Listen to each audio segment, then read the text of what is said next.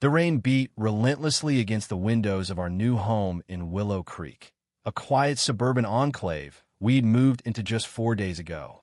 I stood in the kitchen, pouring a steaming cup of chamomile tea for my wife, Rachel, who sat in her wheelchair by the living room window, her sharp green eyes scanning the gray world outside. Her hands rested lightly on her lap, fingers tracing the edge of her phony habit from her years as a K-9 officer, always ready for the next call. 15 years on the force, chasing down suspects with her German Shepherd, Titan, had ended in a split second when a pursuit went sideways. Leah her with partial mobility and a steel resolve that nothing, not even a wheelchair, could break. "Looks like the storm's not letting up," I said, handing her the mug. She took it with a faint smile, the kind that always carried a hint of mischief. "Good," she replied, her voice low and steady. "Keeps the nosy neighbors inside." I chuckled, settling into the armchair across from her. We'd barely unpacked, the living room still a maze of boxes, when the trouble started. It began with a knock on the door that first afternoon, a sharp, insistent rap that cut through the sound of me helping Rachel adjust her leg braces. She'd wave me off to answer it, and I'd open the door to find a woman standing there, her auburn hair pulled into a tight bun, a clipboard clutched like a weapon. Flanking her were two men in crisp polo shirts, their expressions blank, but their presence imposing. "Welcome to Willow Creek," she'd said, her tone clipped, her smile a thin veneer that didn't touch her cold blue eyes. "I'm Victoria Hensley, president of the Willow Creek Homeowners Association. I'm here with your welcome packet and to collect your first month's dues." I'd blinked, caught off guard. There must be some mix-up. Our realtor told us this property isn't part of the HOA. It's in the closing docs grandfathered in from before the neighborhood was developed. Victoria's smile vanished like a light switching off. "That's impossible. Every home in Willow Creek is under our jurisdiction. It's mandatory, not ours." I'd shot back, crossing my arms. "This lot predates your HOA by a decade. We've got the paperwork to prove it." Her eyes narrowed, a predator sizing up prey. "We'll need to see those documents. Bring them to the board meeting Thursday, 6:30 p.m. Don't be late." She thrust a thick folder into my hands. "In the meantime, here are our guidelines. You'll need to remove that ramp by your garage door. It violates our aesthetic standards." My jaw tightened. "That ramp's for Rachel. She's disabled. It's not optional." "Rules are rules," Victoria said with a dismissive shrug. "You can request a variance, but the committee only meets every 4 months. Next one's in September." From the living room, Rachel's voice cut through the tension. "Who's that, Matt?" "Just the HOA welcoming us." I called back, keeping my tone even despite the heat rising in my chest. Victoria leaned past me, catching sight of Rachel adjusting her braces on the couch. Something flickered in her expression, not empathy, but a calculating glint. "Your situation doesn't exempt you from community standards," she said coolly. "We value uniformity here." "Thanks for the VY sit," I said, my voice firm as I started closing the door. She jammed her foot in the gap. "One more thing. That van in your driveway with those dog stickers? It needs to be garaged. No commercial vehicles overnight." "It's not commercial," I snapped. "It's equipped for Rachel's wheelchair. The K-9 decals are from her time as a cop." "It's advertising," Victoria insisted, her tone icy. "Rules apply to everyone, Mr. Carter." She withdrew her foot, and I shut the door, my hands trembling with barely contained fury. Rachel looked up as I returned, the folder still in my grip. "What was that about?" I tossed it onto the coffee table. "Meet the neighborhood tyrant. She says we're in the HOA, wants the ramp gone, and thinks your van's a billboard." Rachel flipped open the folder, her brow furrowing as she scanned the pages. 62 pages of rules. No grass over 2 inches, no flags except on designated holidays, no Cybele trash cans. "This is insane." She paused, her eyes narrowing. "She can't enforce that on the van. The ADA protects mobility vehicles." "I know," I said, sitting beside her. "We've got all the closing docs in the safe. Let's dig them out." That night, we pored over the paperwork.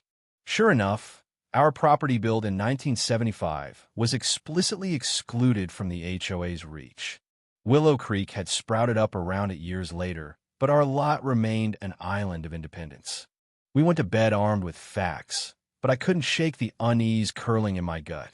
The next morning, I left for my job at the hardware store, kissing Rachel goodbye as she prepped for a physical therapy appointment. "Call me if anything weird happens," I said, half joking. She smirked. "I've handled worse than a clipboard lady." I was halfway through my shift when my phone buzzed. Rachel's name flashed on the screen, and her voice, when I answered, was taut with rage. "They put a boot on my van." "What? Who?" "Your pal Victoria and some tow company. I can't get to therapy. I'm stuck in the driveway." "I'm coming home," I said, already grabbing my keys. When I pulled up, Rachel was in her wheelchair, blocking a tow truck driver from hooking her van. The guy burly, with a bored expression, held a form signed by Victoria, citing HOA violation, commercial vehicle. Across the street, Victoria watched from her porch, arms crossed, a smug tilt to her lips. "This is illegal," Rachel was saying, her voice steady but edged with steel. "You can't tow from private property without proper authority." "I've got authorization," the driver said, while VYing the paper. "Take it up with the HOA." "This property isn't in the HOA," I interjected, stepping forward. "You've got no jurisdiction." "Not my call," he shrugged. "I just follow orders." Victoria sauntered over, her heels clicking on the pavement. "Maybe this will encourage you to attend Thursday's meeting. Consider it a friendly nudge."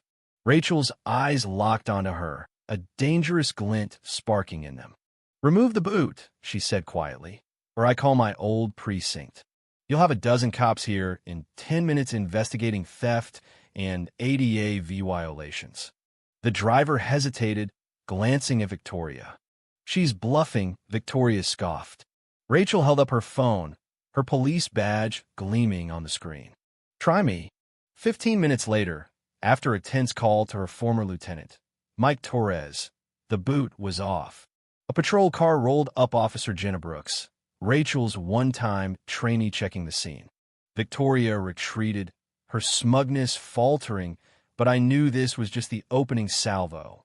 That night, we fortified our defenses. I installed security cameras around the house, their red lights blinking like sentinels. Rachel called her lawyer friend, Sam Carterno, relation who specialized in disability rights. "This is harassment," Sam said over speakerphone. "We've got a solid case: ADA violations, property rights disputes. Let's hit them hard." But Victoria wasn't done. Over the next 2 days, the retaliation escalated. Neighbors accidentally parked across our driveway, forcing Rachel to miss another therapy session. Anonymous complaints flooded the city about our ramp, triggering a pointless inspection. Someone even reported our sprinklers for overwatering, despite the rain. Through the window, we watched Victoria lead a group of residents on a property value tour, pausing pointedly in front of our house.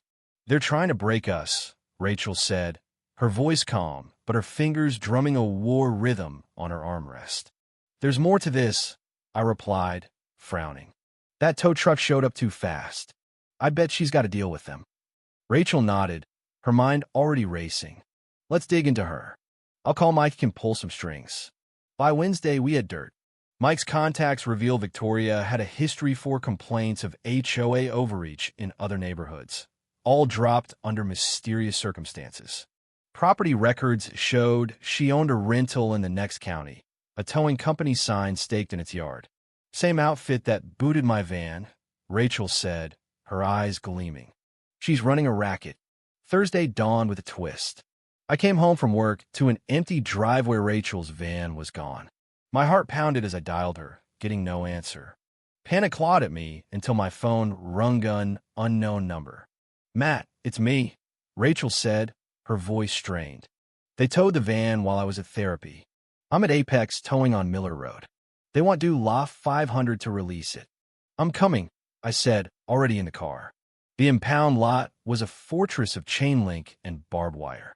Rachel waited outside the office, her wheelchair muddy from the gravel lot, her face a mask of controlled fury. They claim it's a commercial vehicle violation, she said, handing me the tow slip signed by Victoria. I call Mike, but he's tied up in a deposition. Inside, a greasy-haired clerk barely glanced up. 500, cash or card. Extra 50 after 24 hours. This is a mobility vehicle, I said, my voice shaking with anger. Towing it violates federal law. Talk to the HOA, he grunted. I just process. I paid, seething, and we retrieved the van. A fresh dent marred the wheelchair lift deliberate, I was sure. Rachel's silence was deafening, the kind her old squad called the calm before the storm. Photograph everything, she instructed as we loaded up. We're building a war chest. On the drive home, she made calls Sam, Mike, and then a reporter, Lisa Grant, who'd once profiled Rachel's K-9 unit. Lisa, remember that piece you pitched on disability discrimination? I've got your story. By dusk, Lisa confirmed a news crew would crash the HOA meeting.